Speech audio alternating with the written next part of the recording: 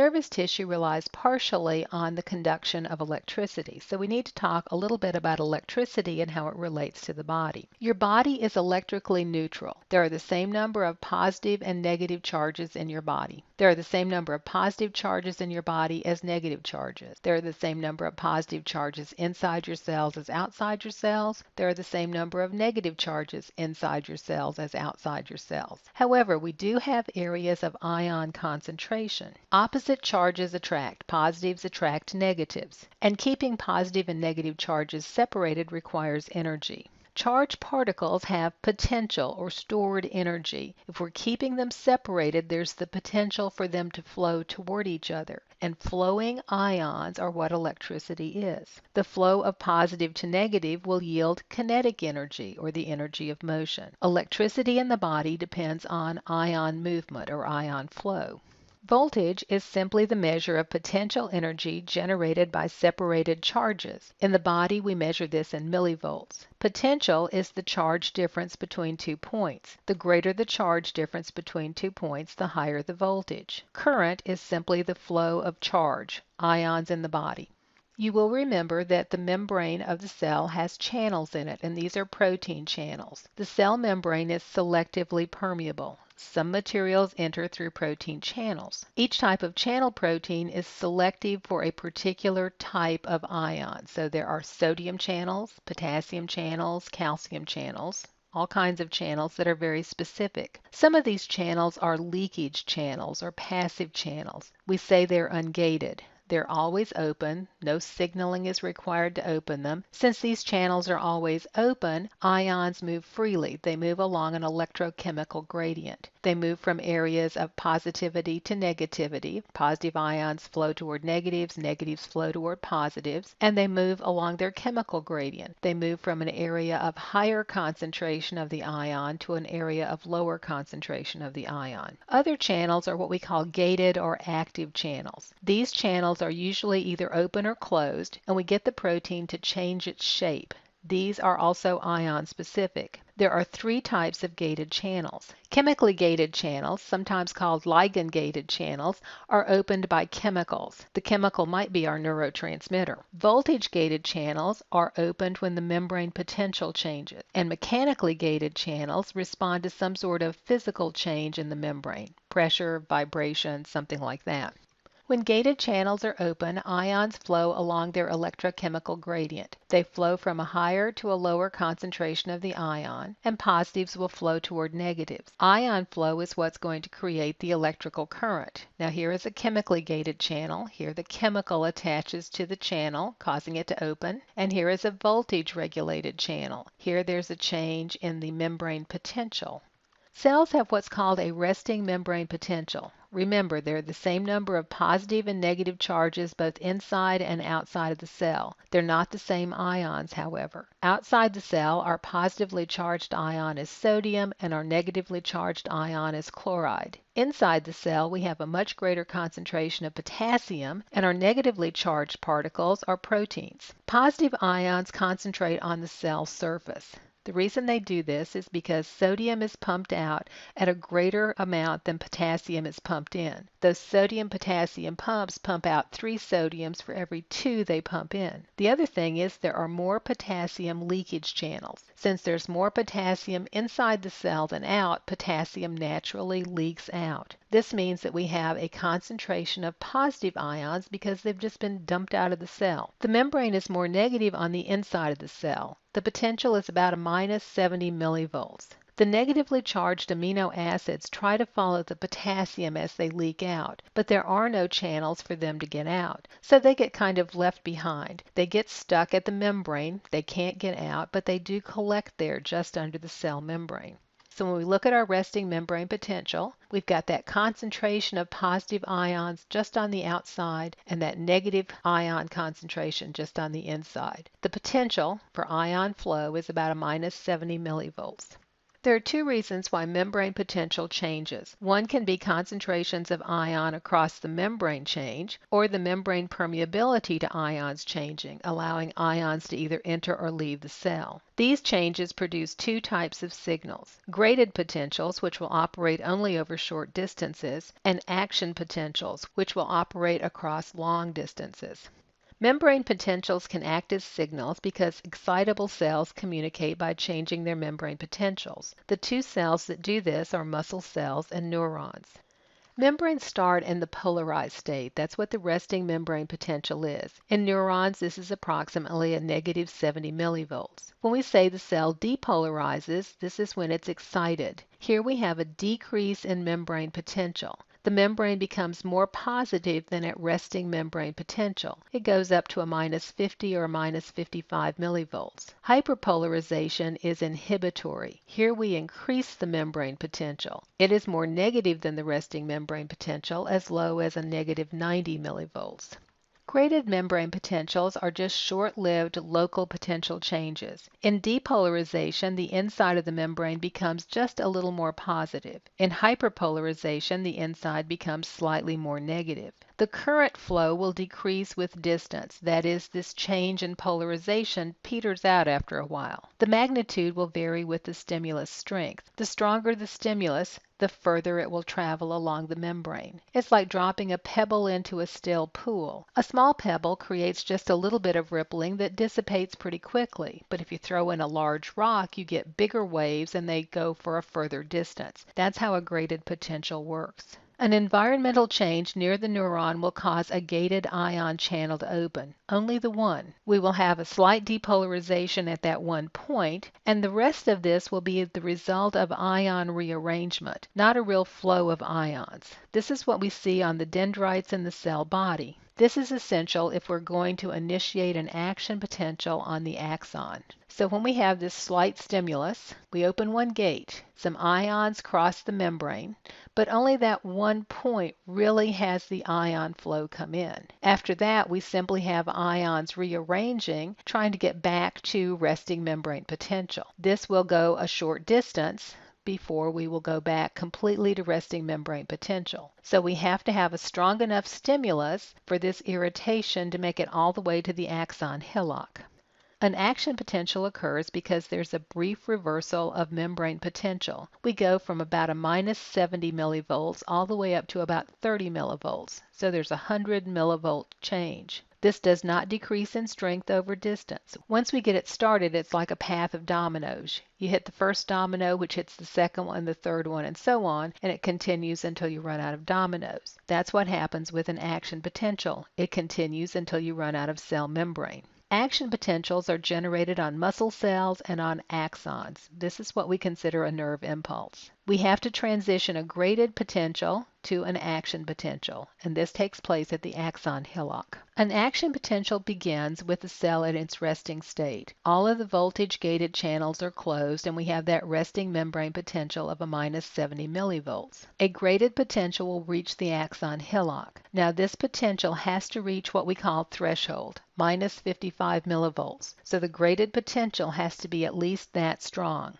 It takes minus 55 millivolts to open up sodium-gated channels. If that happens, then we begin the depolarization process. Sodium-gated channels will open and sodium will rush into the cell. This is going to change the polarity of the membrane. That positive sodium rushing in will make it more negative on the outside of the membrane and more positive on the inside. We will go to a positive 35 millivolts. This is the highest change we can generate with an action potential. Even if we have a stronger stimulus, we can't go higher than this. This is what we call self-propagating. Just like hitting that first domino, once we get the first sodium gate open, that will open the next one and the next one and the next one. So we will do this until we run out of axon.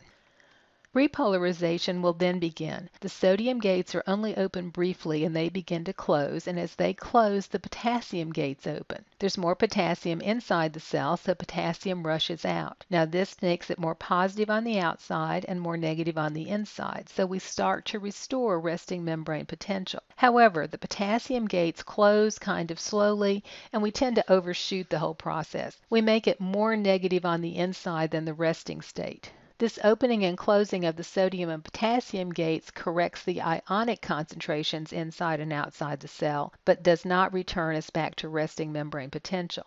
So here we see at the resting state, there are no ions moving through the membrane. If we get to that threshold, then we open sodium gates, sodium rushes into the cell, the sodium gates begin to close, the potassium gates open, potassium rushes out of the cell. We go a little past resting membrane potential, and then we kind of catch up, bringing us back to resting membrane potential. Let's compare these events to what goes on with those gates. As we start the stimulus, all of the gates are closed. So sodium is staying outside, potassium is staying inside. Once we depolarize the membrane, we open the sodium gates. Sodium is going to rush in. This is when we see the action potential peaking. As the sodium gates begin to close, the potassium gates open, allowing potassium to rush out. This is going to reset the membrane, but we tend to allow a little more potassium out than we need to, so we hyperpolarize. Repolarization simply resets the electrical conditions, but not the ionic conditions. After repolarization, the sodium-potassium pumps, thousands of them in an axon, all up and down the axon, restore the ionic concentrations of the cell. This takes us back to true resting membrane potential. An action potential follows the all or none rule. The stimulus is either strong enough to generate an action potential or it doesn't happen at all. Stimulus strength is not a factor. As long as we get to threshold, we're going to get an action potential. If we have a very strong stimulus, we will depolarize the membrane to threshold very quickly. Weak stimuli have to be applied for a longer period of time to reach threshold.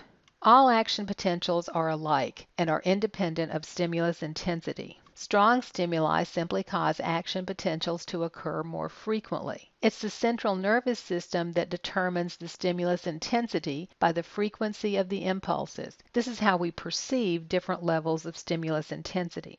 A refractory period is a time when we cannot respond to a stimulus. The absolute refractory period occurs when the voltage-regulated sodium channels are open. If those sodium channels are open, we can't open them any further. Therefore, another stimulus would not let us have another response. So this absolute refractory period is the time from opening of the sodium channels until we reset the channels with them closing. This ensures that the action potential is an all or none event and enforces one-way transmission of the nerve impulses. That first sodium gate that opens and depolarizes the membrane causes the second sodium gate to open. That can't cause the first one to open because it's still open, so it has to move only in one direction.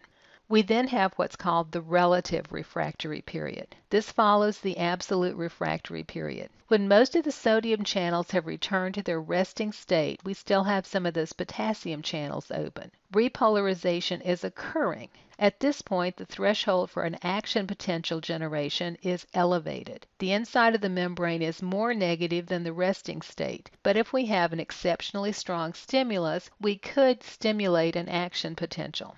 So here the stimulus is applied and we open those sodium gates. Now this is the absolute refractory period. The sodium gates begin to close, but some of them are still open. This is still in the absolute refractory period. As we start to return back to resting membrane potential and we hyperpolarize, here we go into that relative refractory period. At this point, in order to get to threshold, we would have to overcome this hyperpolarization to get up to threshold. So a strong stimulus could generate an action potential at this point. However, until we're back to resting membrane potential, it would take a stronger stimulus than normal to cause another action potential to occur.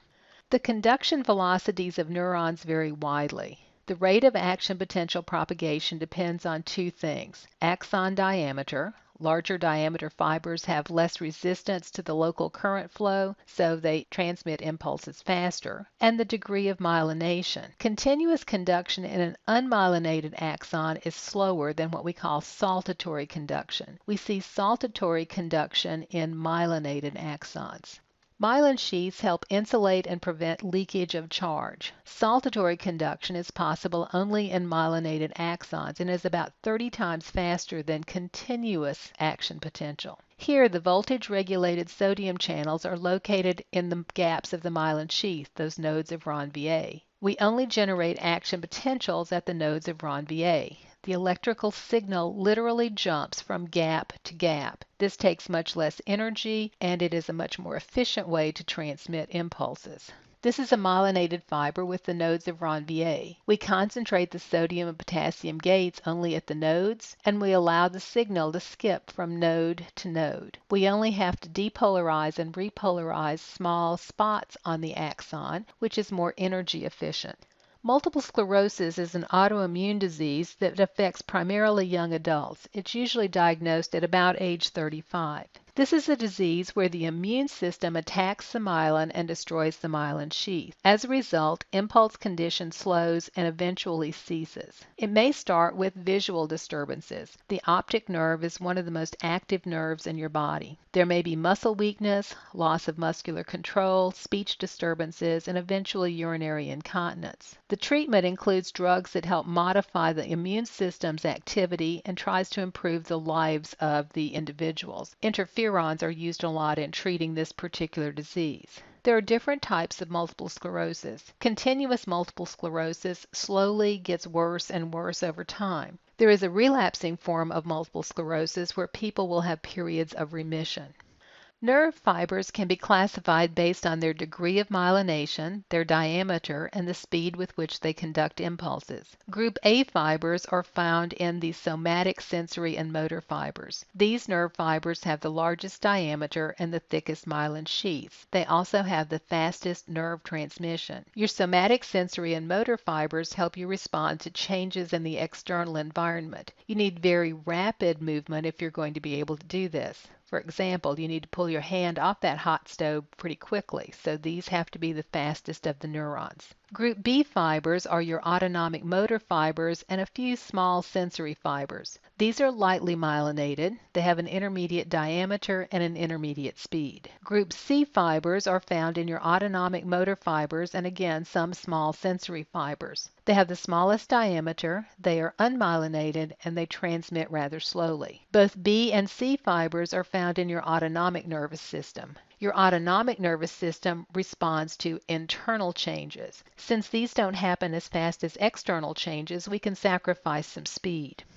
Certain chemicals can inhibit nerve impulses. Alcohol, sedatives, and anesthetics all do this. Most of these reduce the membrane permeability to ions, primarily sodium. If sodium can't cross the membrane, we don't get an action potential. Certain physical conditions can also inhibit nerve impulses. These include cold and physical pressure. Both of these will limit blood flow to the area. Because neurons are very metabolically active, if we reduce the oxygen supply to the nerves, they will be unable to generate enough ATP to operate the sodium-potassium pumps necessary to reestablish resting membrane potential. Without a restored resting membrane potential, you're in a refractory period. You can't generate nerve impulses. Synapses are the junction between a neuron and another cell. This is the point of information transfer. Nerves talk to other nerves, they talk to muscles, and they talk to glands. We can classify synapses based on their structure. A neuromuscular junction would be a connection between a nerve and a muscle cell. A neuroglandular junction would be between a nerve and a gland. We also have various neuron-to-neuron synapses. When we talk about the presynaptic cell, this is the transmitting cell. This is the cell that's before the synapse, and it will be a neuron. The postsynaptic cell is the receiving cell. It's going to be the cell after the synapse. This could be another neuron, a gland, or a muscle. The neuron-to-neuron synapses can vary depending on what part of the neuron is communicating with what part of the other neuron. Axodendritic synapses are when the axon terminals of the presynaptic cell communicate with the dendrites of the postsynaptic cell. Axosomatic synapses are between the axon terminals of one neuron and the soma of others. Some of the less common types are axo-axonic, which are axon to axon, dendrodendritic, which is dendrite to dendrite, and somatodendritic, dendrite to soma. Here you see axosomatic, axodendritic, these are the most common types, and here is an axo-axonic.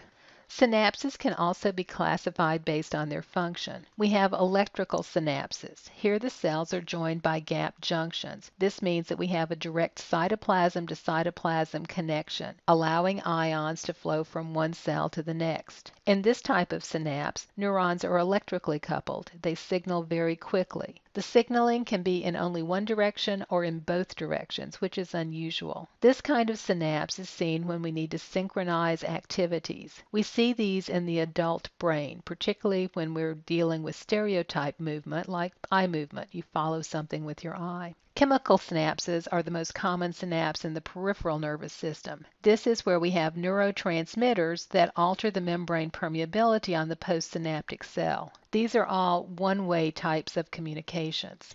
Action potentials help us keep the signal going down the axon, but when we get to the postsynaptic cell, we have to somehow communicate to that cell. Neurotransmitters are used to have that communication happen. Neurotransmitters are stored in the synaptic vesicles of the presynaptic axon terminal. When the action potential reaches the axon terminal, it causes calcium gates to open. Calcium will then enter the cell, and when it does, it causes exocytosis of the neurotransmitter. The neurotransmitter will be released into the synapse and will diffuse across the synaptic cleft. It will attach to receptors on the postsynaptic cell. The binding of the neurotransmitter usually opens chemically gated channels, which changes the membrane permeability, and we start a new action potential on the postsynaptic cell.